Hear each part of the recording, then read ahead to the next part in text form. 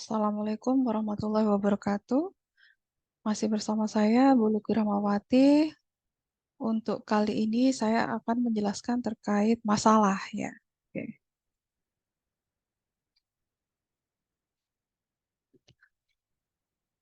Oke. Bidang masalah yang luas. Ya, penelitian berawal dari sebuah masalah. Sebuah masalah tidak harus berarti bahwa terdapat hal yang salah dengan situasi saat ini yang perlu segera diperbaiki. Masalah dapat juga menunjukkan ketertarikan pada suatu isu, di mana dengan menemukan jawaban yang tepat dapat membantu meningkatkan situasi saat ini. Sebaiknya masalah didefinisikan sebagai situasi di mana terdapat perbedaan antara keadaan aktual dan kemungkinan terbaik yang diinginkan. Oke, jadi masalah itu tidak harus ada sesuatu hal yang salah, tetapi juga bisa kita eh, didasarkan dari suatu hal yang menarik kita untuk meneliti sesuatu hal yang kita anggap itu perlu untuk dibahas lebih lanjut. Misal, kita melihat bahwa suatu negara itu kemiskinannya kecil ya, sehingga kita bisa meneliti lebih lanjut apa sih yang menyebabkan kemiskinan ini sedikit, sehingga bisa kita jadikan sebagai percontohan gitu. Oke, lanjut. Contoh masalah. Ya, ini ada beberapa hal. Oke, yang pertama, sering dan lamanya keterlambatan menyebabkan para penumpang maskapai penerbangan merasa sangat kecewa. Perasaan tersebut pada akhirnya dapat menyebabkan mereka beralih ke maskapai penerbangan lain, memberikan informasi negatif dari mulut ke mulut dan keluhan pelanggan. Ya, ini contoh masalah yang dari hal yang negatif ya. Sehingga kita bisa mengecek gitu ya, kita bisa meneliti bagaimana dampak dari keluhan pelanggan ini terhadap kekecewaan pelanggan. Kemudian yang kedua, perputaran karyawan lebih tinggi daripada yang diharapkan. Nah, ini dampaknya terhadap kinerja bagaimana gitu ya. Itu juga bisa kita teliti. Yang ketiga, instrumen penilaian karyawan potensial saat ini untuk posisi manajemen tidak sempurna. Nah, ini juga perlu kita teliti misalnya terkait dengan penyempurnaan instrumen penilaian karyawan. Kemudian yang keempat, kelompok anggota minoritas dalam organisasi tidak mengalami peningkatan dalam karir mereka. Nah, ini bisa kita teliti lebih lanjut mengapa tidak mengalami peningkatan. Kemudian para manajer, yang kelima, para manajer tidak menggunakan sistem informasi yang baru terpasang dan terutama diperuntukkan bagi mereka. Ya, kenapa kok tidak menggunakan sistem informasi yang baru terpasang gitu ya? Oh, masalahnya di mana? Itu bisa kita teliti lebih lanjut.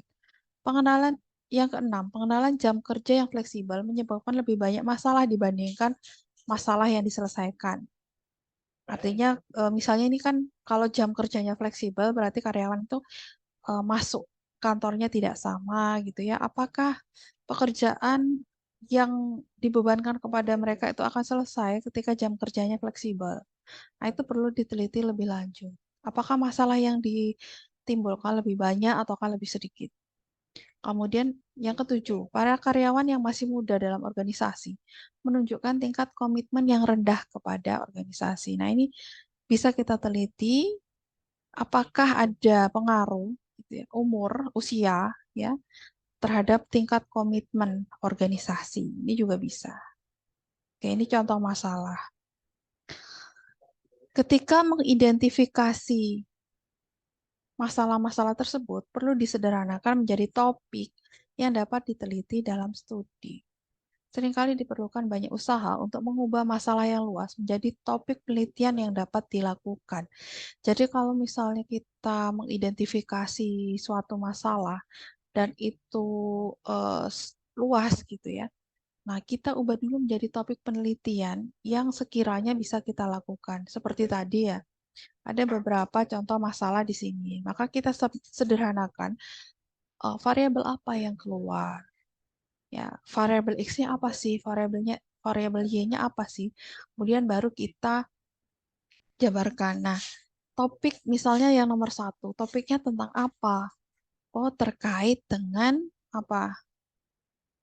Eh, terkait dengan kepuasan pelanggan, ya, kepuasan penumpang maskapai.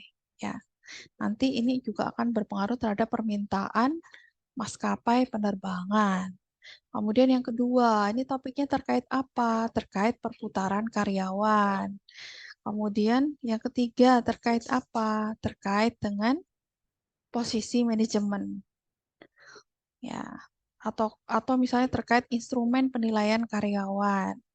Kemudian yang keempat, ini terkait apa? Topiknya terkait apa? Karir pegawai, ya.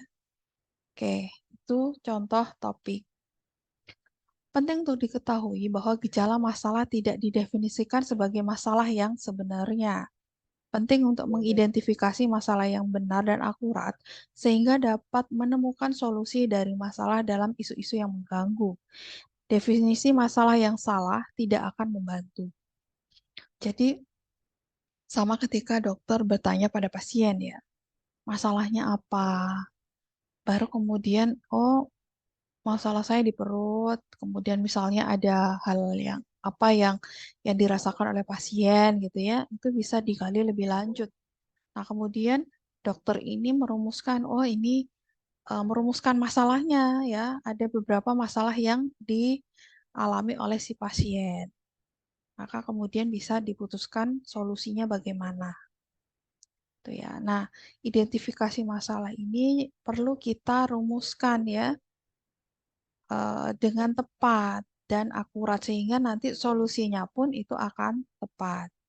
Salah satu cara untuk membedakan masalah dan gejala adalah dengan mengajukan pertanyaan. Setelah mengumpulkan cukup informasi melalui wawancara dan pencarian buku-buku referensi.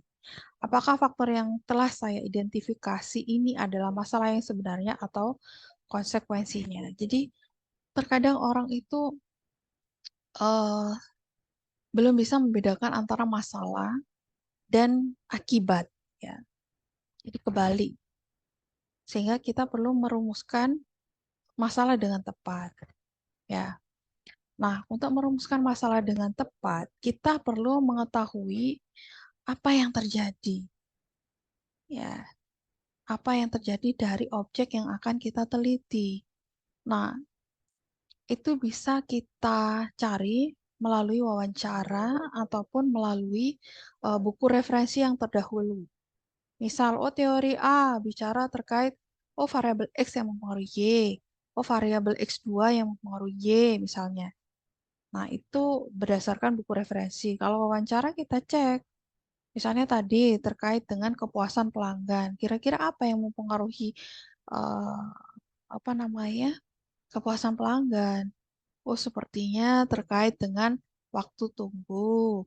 Oh, sepertinya terkait dengan masalah pembayaran. Oh, sepertinya terkait sarana prasarana dan yang lainnya.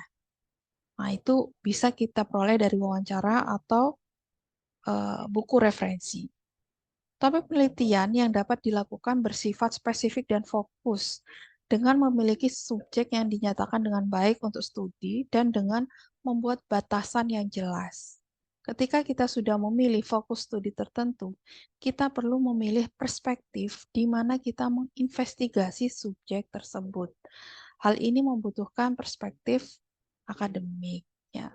Tentu saja, untuk memperoleh perspektif akademik, kita harus membaca banyak referensi.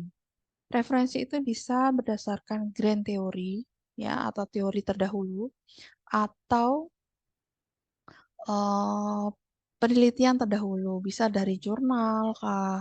Bisa dari eh, apa laporan, kah? Dan yang lainnya itu bisa kita gunakan.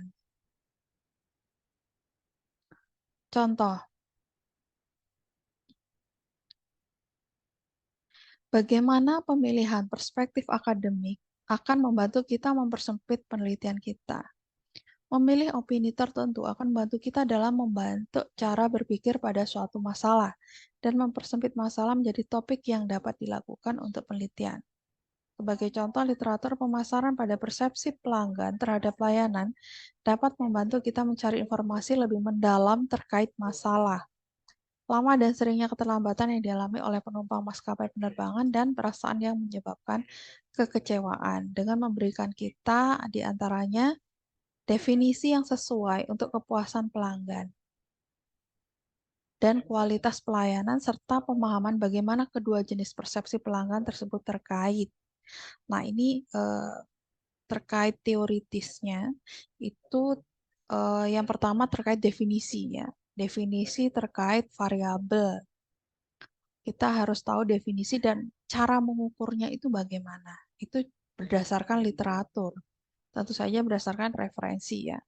Ulasan pengaruh kualitas pelayanan dan kepuasan pelanggan pada perilaku respon pelanggan. Jadi, kita harus tahu secara teoritis atau penelitian terdahulu bagaimana pengaruh kualitas pelayanan ini dan kepuasan pelanggan pada respon pelanggan. Kemudian ulasan strategi untuk mengatur persepsi pelayanan. Hal tersebut akan membantu kita dalam mengatur cara berpikir terkait masalah ini dan mempersempit masalah menjadi subjek yang dinyatakan dengan jelas. Sifat informasi yang dikumpulkan. Pengumpulan informasi awal melalui introspeksi, wawancara tidak terstruktur, ataupun terstruktur, dan tinjauan melalui sumber informasi yang ada seperti artikel, berita, buku teks, penyelenggaraan konferensi, dan internet akan membantu peneliti untuk mempersempit bidang masalah yang luas dan menentukan rumusan masalah yang spesifik. Jadi ketika kita merumuskan, oh ada masalah di Y. Nah, faktor-faktor yang mempengaruhi Y ini apa saja sih? Berdasarkan teori ataupun penelitian terdahulu. Maka kita lebih spesifik, akhirnya kita menemukan X-nya apa. Meskipun sifat informasi tertentu yang diperlukan untuk tujuan ini bergantung pada jenis masalah yang dihadapi oleh seseorang, hal tersebut secara umum dapat diklasifikasikan ke dalam dua hal.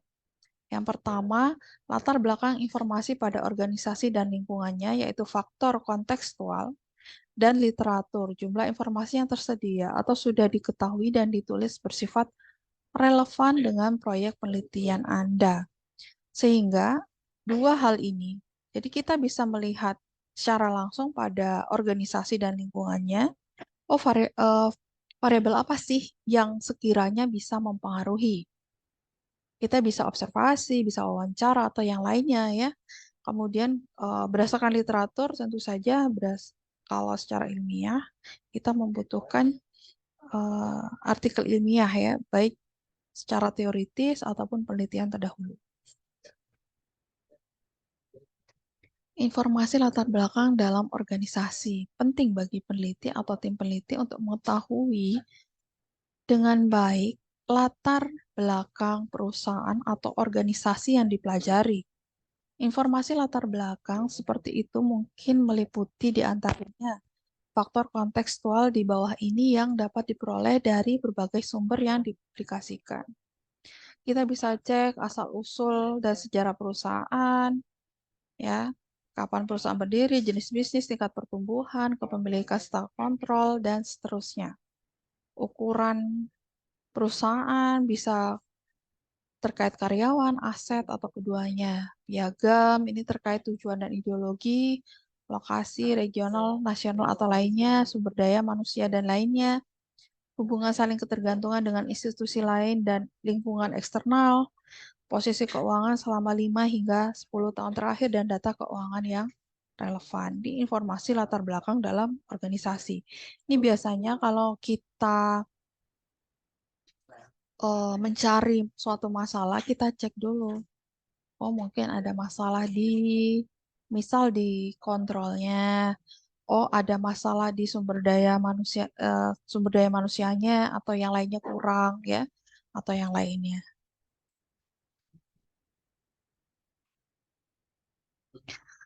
Informasi latar belakang Dalam organisasi, informasi pada faktor struktural, misal peran dan posisi dalam organisasi, dan jumlah karyawan pada setiap tingkat pekerjaan, arah komunikasi, sistem pengendalian, sistem arus kerja.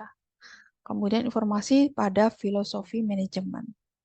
Informasi yang dikumpulkan pada faktor-faktor terkait akan berguna untuk berbicara dengan manajer dan karyawan lain dalam perusahaan dengan banyak informasi dan menyatakan persoalan-persoalan tepat yang terkait dengan masalah.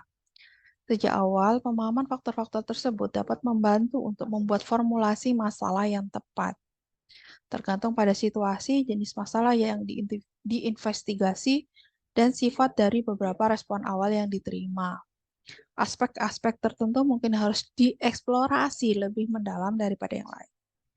Sehingga organisasi yang sama ya, belum tentu mempunyai masalah yang sama. Bisa jadi berbeda. Sehingga kita perlu mengeksplorasi, menggali lebih dalam lagi, kira-kira masalah apa yang muncul pada objek yang akan kita teliti.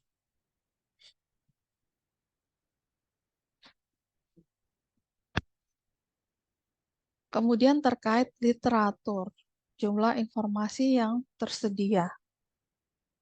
Oke. Literatur, jumlah informasi yang tersedia bagi Anda sebagai seorang peneliti dapat membantu Anda dalam memikirkan atau memahami masalah dengan lebih baik. Tinjauan pada buku teks, jurnal, penyelenggaraan konferensi, dan materi lain yang dipublikasikan atau tidak dipublikasikan memastikan bahwa Anda memiliki kesadaran dan pemahaman menyeluruh pada penelitian terkini dan pendapat pada area subjek tersebut. Hal ini membantu Anda untuk menyusun penelitian Anda pada penelitian yang sudah dilakukan, atau dengan kata lain untuk melakukannya pada dasar informasi yang sudah ada. Kemudian membuat rumusan masalah dengan tepat dan jelas. Oke. Jadi literatur ini kita butuhkan ya untuk kita itu memperoleh informasi dengan tepat dan jelas. Oke. Perhatikan bahwa Anda akan membutuhkan waktu untuk mengganti literatur dan menentukan kembali rumusan masalah, hingga Anda sudah membuat suatu rumusan masalah, sementara Anda tidak dapat menentukan apakah informasi yang berguna.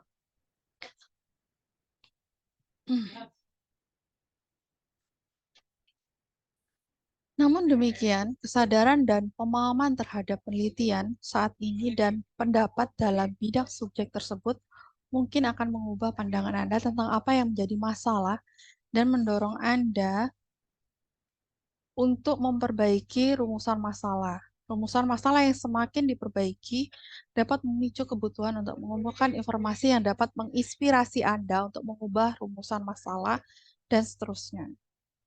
Ya.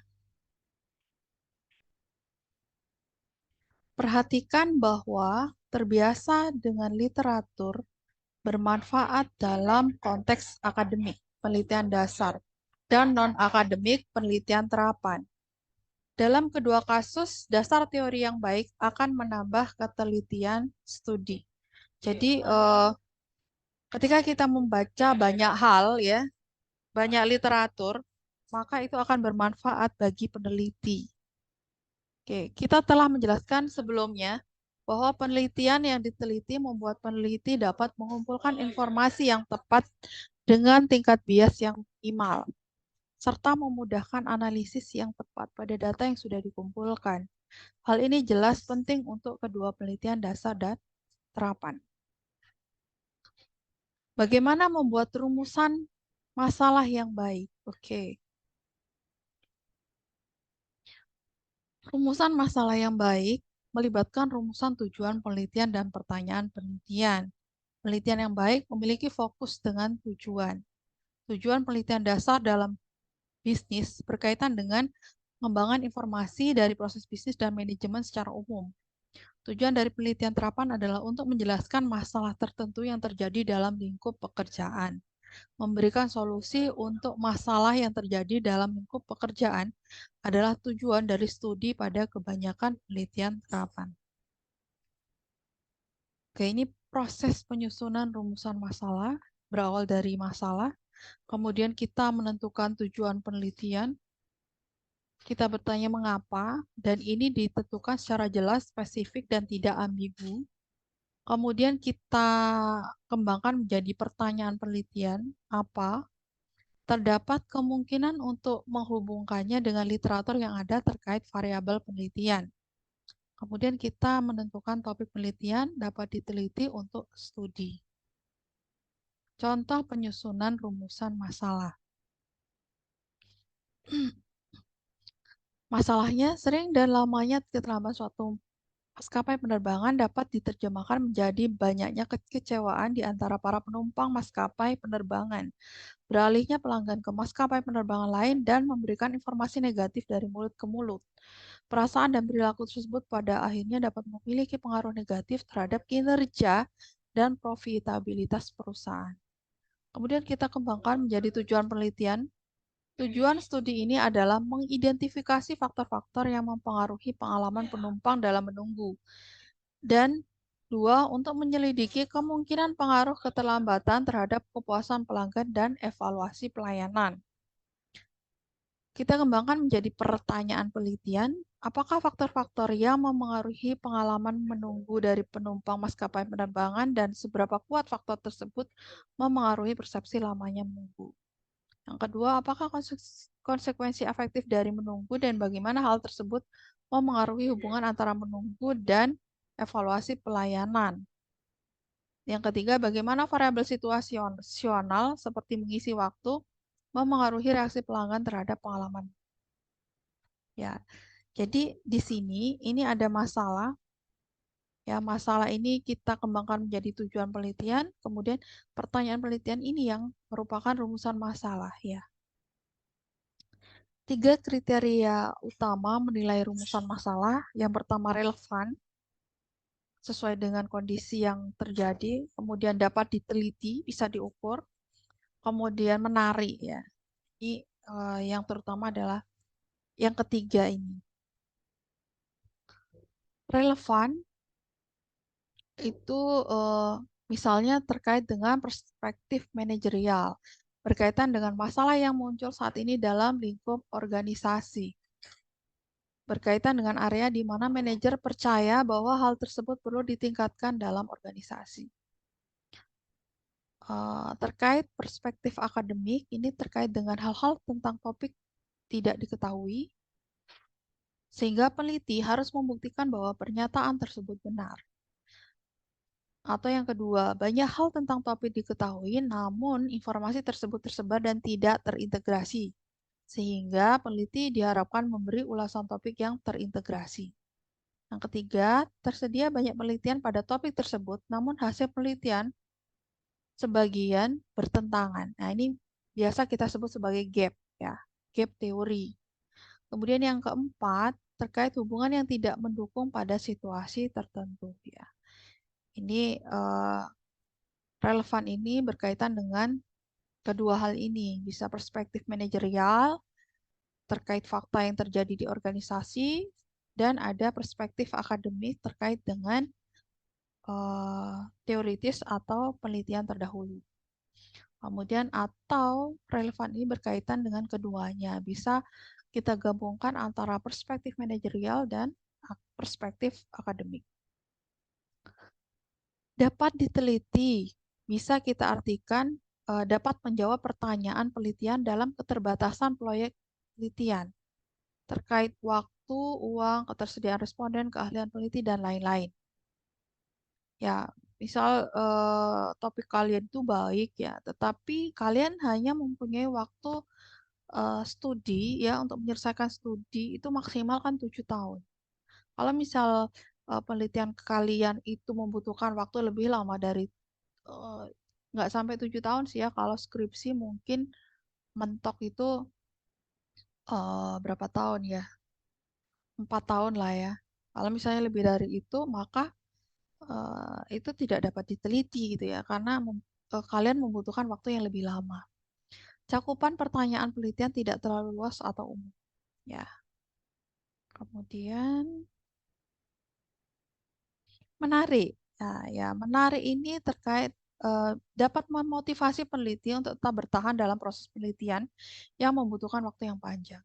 Saya biasanya memberikan motivasi kepada bimbingan skripsi saya, ya, anak bimbingan skripsi saya untuk kalian meneliti yang kalian tahu dan kalian punya interest terhadap topik tersebut.